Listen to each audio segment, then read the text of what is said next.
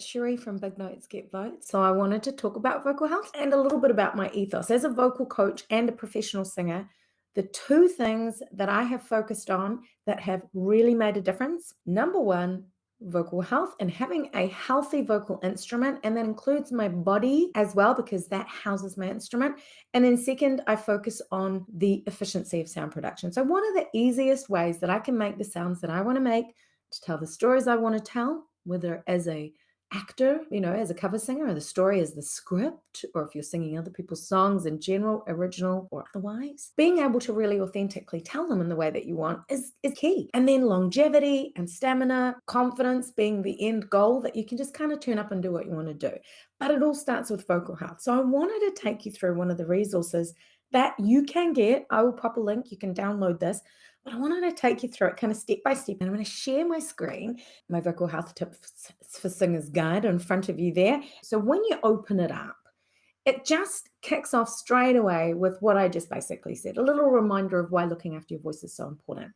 Then it goes straight in the first page to what to start or stop doing today, like right away. And this is something that I want you to consider. Like, there are things that you can start doing to look after your voice, but then also there are things that you can stop doing that will definitely improve your vocal health. The first thing I usually say, like sleep, hydration, and nutrition. For me personally, I aim for 7 hours a night.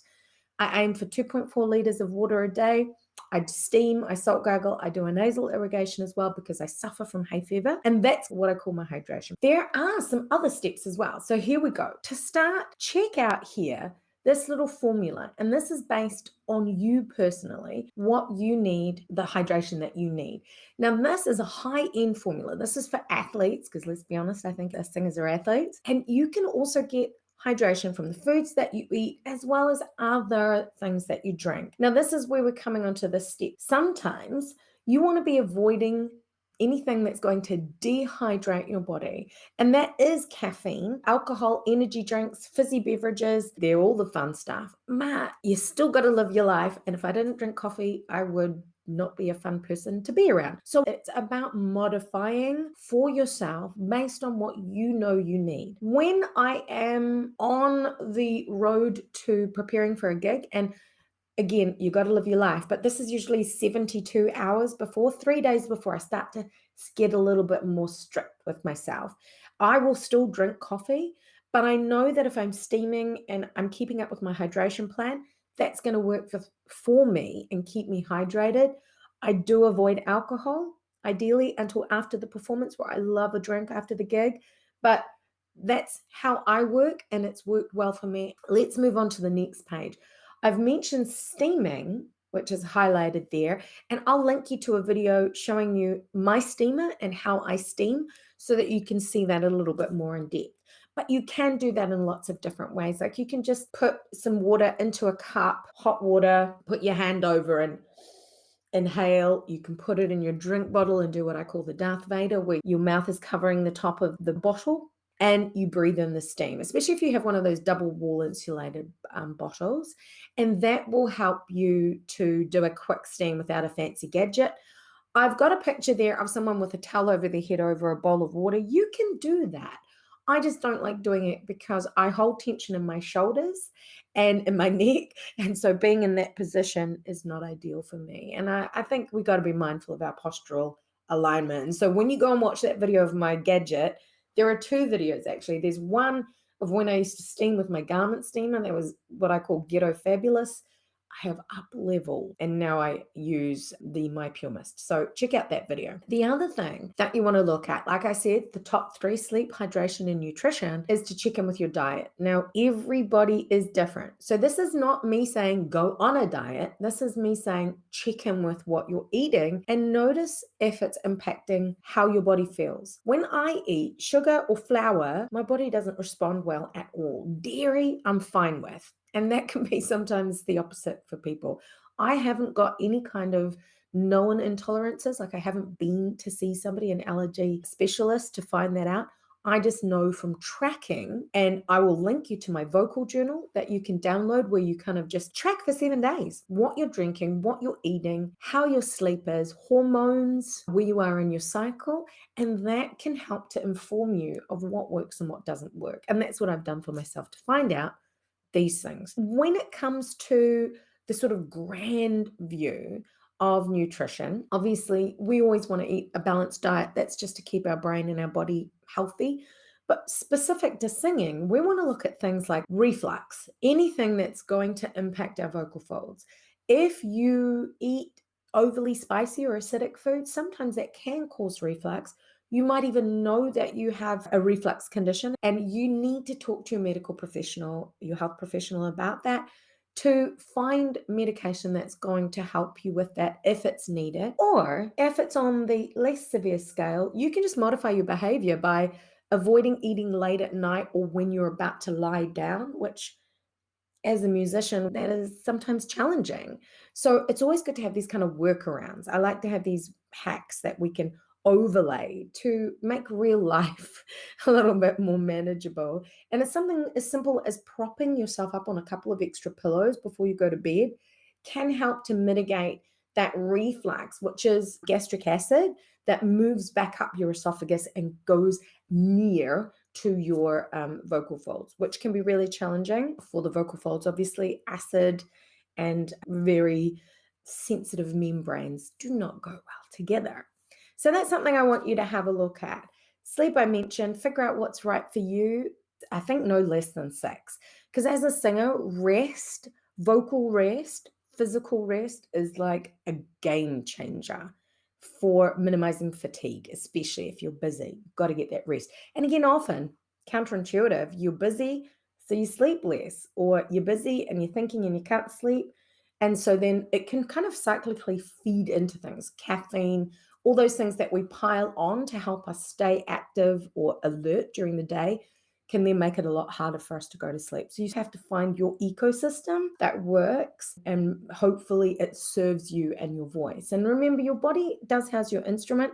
So there are other things that you might have to factor in. Look at your voice as a spotlight, but then move back and see what else is working or not working for you. Something that helps with sleep and relaxation is the next phase here with moving your body, stretching and releasing tension. Like once you've gone sleep, hydration, nutrition, then we start moving into things that really make a difference. Releasing tension. Tension is like the enemy for the singer. You want to be really mindful of what muscles are working and what are causing a negative follow-on effect because you're tense somewhere. You don't want that extraneous tension to create a workflow, if you will, for your voice that is not the most efficient that it can be.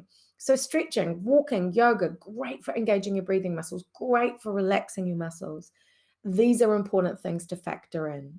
And movement can be whatever makes you feel good. So if it's dancing or stretching, yoga, like I've said, walking, running, whatever works.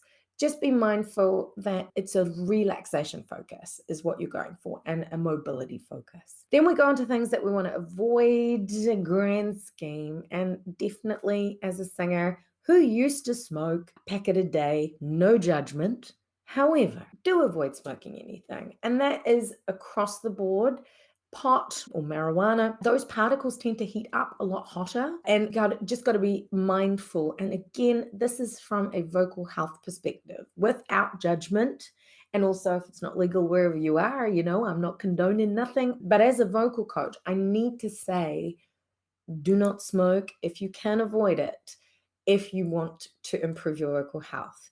Now, what you can do is you can overlay or make sure some of these other elements are really in check if you are a smoker, and try your very hardest to minimize. Because I would rather you feel relaxed and have a cigarette and balance things out than be really super tense. However, I just want to say again that this is not ideal. This is something that you want to review to remove, especially vaping. Like vaping is probably one of the worst things you can do for yourself as a singer, because not only are you putting chemicals into your body, the studies that I've read in particular, the impact on your lungs is so great, especially like glycerin buildup. And so please consider removing that if you are serious about being a singer. And smoking does not do anything good for your voice. Like it doesn't make a husky voice. Well, it might make a husky voice, but not in the good way.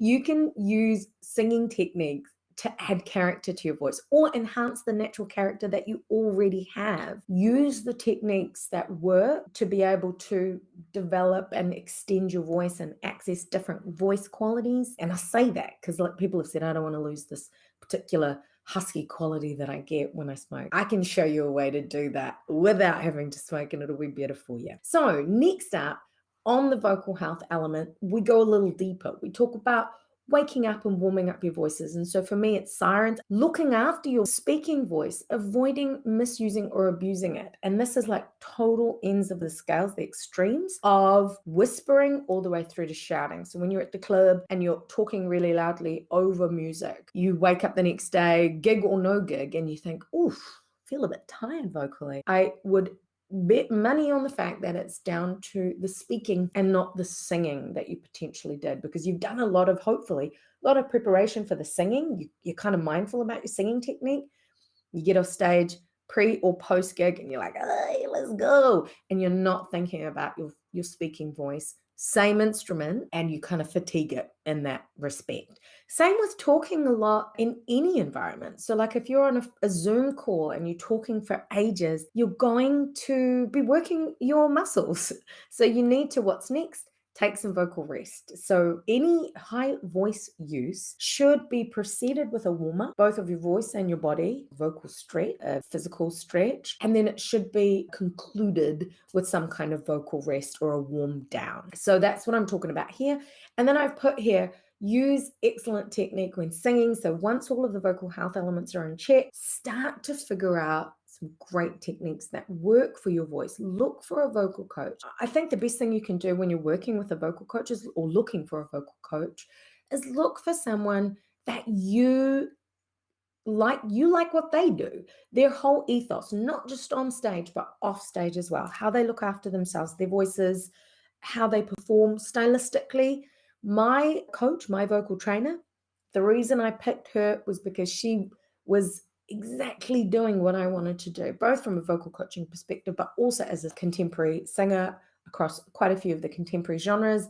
Loved what she did, loved who she is, love who she is. And that was something that really drew me to her. Even though there were multiple different teachers that followed their still voice training method, I really resonated with her, and we have built a great relationship because of that. So the techniques are kind of universal depending on what training method you're looking at, and it's about finding the right person to help you with that.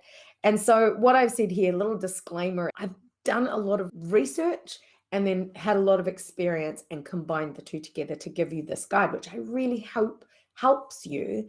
But most importantly, I'm not a doctor. And so your medical professional is going to trump anything that I have said here, because they know you and it's specific to you, and they might have a bigger picture, a bigger ecosystem care plan in mind for you. And I want you to follow that. But I would love you to experiment safely. All of these things are safe if you follow them exactly as I've outlined. And then just always check in with your doctor if you're unsure about anything. Let me exit here from this screen. I hope you enjoyed this vocal health review. Make that your focus in the next 30 days. And I can't wait to hear how it goes. Let me know. Take care.